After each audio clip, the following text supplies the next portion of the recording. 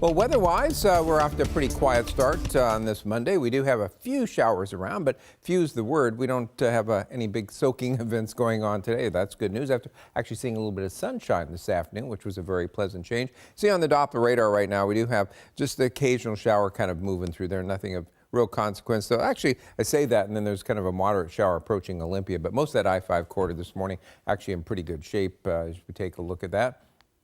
Taking a look at back across from Alki, pretty quiet morning there, looking back across the water. Shouldn't be much in the way of any wind around today, which is a good way to start off the week. Actually, not that much going on weather-wise today, which is definitely a nice way to ease into it. Doesn't seem like it's been that way the last couple of Mondays. Looking out from Posbo, still looking pretty dark there, though we're seeing that daylight increasing. We're now having our sunsets after 5 o'clock now, and boy, in about a week or two, we'll have them.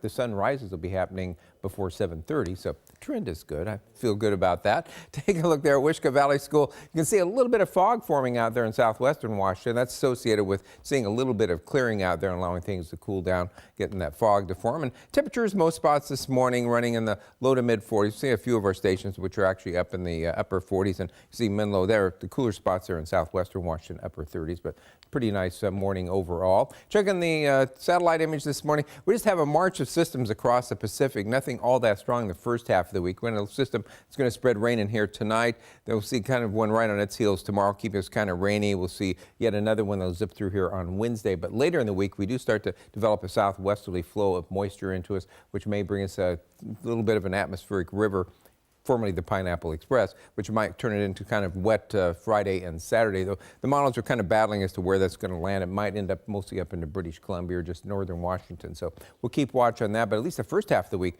things are pretty quiet by and large. So our forecast for today basically calls for a few showers around. Might see a sun break out there. Rain moves in this by late afternoon, early evening. Temperatures upper 40s and low 50s. Rain kind of continues through most of the day tomorrow, and then turns to off and on showers late in the day. Another system zips through here for a rainy and breezy day Wednesday, turning to showers Wednesday night. Thursday, it looks like rain mainly up to the north of Seattle and dry to the south, and then that system moves in with rain at times Friday.